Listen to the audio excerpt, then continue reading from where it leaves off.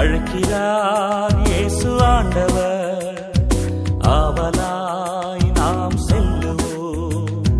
அழைக்கிறார் இயேசு ஆண்டவர், ஆவலாய் நாம் செல்லுவோம்.